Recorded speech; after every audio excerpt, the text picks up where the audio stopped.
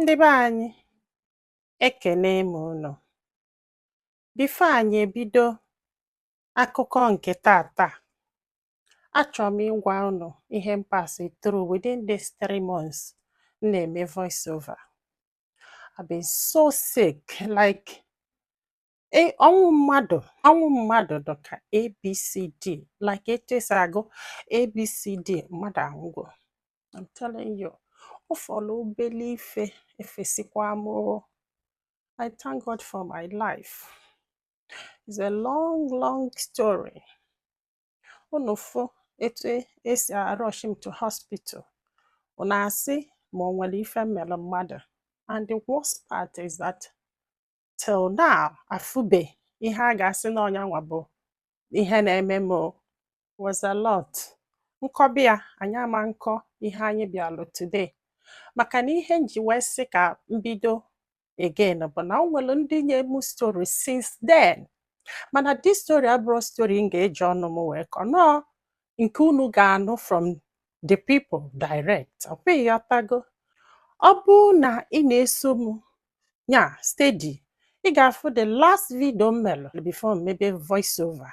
That video, ihe mere m eshobego small. I have to remove the video. Ihe na-agwa unu ihe a bụ just thank God for my life. One day na m ga-akọrọ unu the story, but as you see me now, m ka na-recover kwa obele because they lose up to almost 30 pounds. I'm telling you guys. So unu nwere ike na-afụzi m with a baggy shirt or baggy singlet, whatever it is. Ask this lady that na m were ọnụ m kọọ ihe a, na people will not believe me. So ka unu were ntị unu wee nụlụ ka ọ ghara isi m n'ọnụ wee pụta. Adigbo nwanne m, good morning ma. Good morning. Ekene ndị kenekwa ọha na eze ndị ọma na-ege ntị. Biko, achọrọ m ka inyere m aka share my story because I need my advice. I don't want to die of high BP or heart attack and leave the children Chineke nyem n'elu ụwa. Biko, I'm the only one my children nwe. My story is a long one, but I'm going to skip a lot of things. I will skip many things so that I can make it short. I just need an advice on how to go about this because I don't even know how to put it together because I'm not a very good storyteller. Mam kesi akakiko, but because to obnansi kotaya because memo understand. You can play my voice note directly. You can as well help me to put the story together by yourself and tell the story because my story goes like this. 2002, Anundi. I was 15 years then. So because of my first education, I had a lot of double promotions because now when I got secondary school, I'm a Maoko. So which enabled me to finish secondary school at the age of 15. So Kangocha de Aoko, I based in the East. My parents and my siblings were based in the East. So I schooled in the East. And my dad, Nwani, the first wife, Ono Yaya Mutomu, Ano, Ufumoke no Mwanyato. The woman according to the story, the woman ya mutazia my mom. My mom mutakwamu no munem then or my mom be trained the children of the late first wife.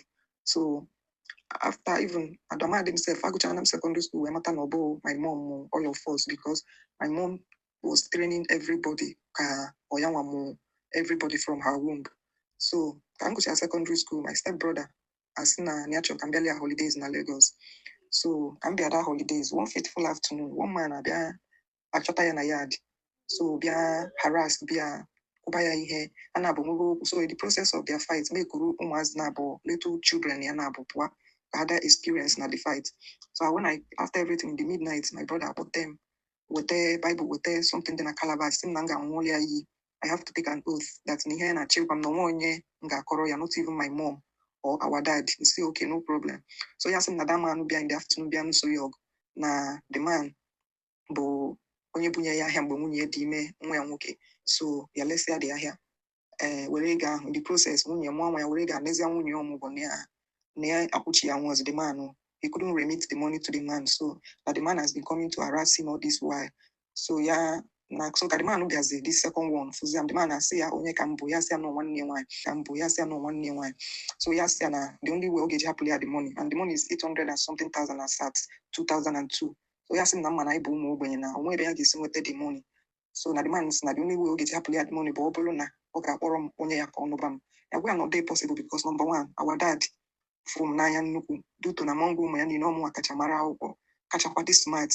So na my dad ama nkwe, and beside na m the underage that I was just 15 going to 16. So ya say na ya chọ kwe ma is it na ọ kpọrọ nwanne nwaanyị kpọm ya or na abịa the next time onye ege. So my brother were convinced him biko mụ nụọ ya ka the man dey gbunye ya na ọnya arụ ndị izu ọga m. He started telling me some stories, bad stories about Darundi's dog and Pericoma's story and all that. So I became emotional and I don't want to lose my brother and say, okay, no problem. A lot of things happened anyways, but let me skip them. We traveled down to the east. So the man came to ask my hand in marriage. My father refused. My father was so furious that day. He refused. My mom, everybody, the whole family refused. So my brother Simo pretend I want to commit suicide myself.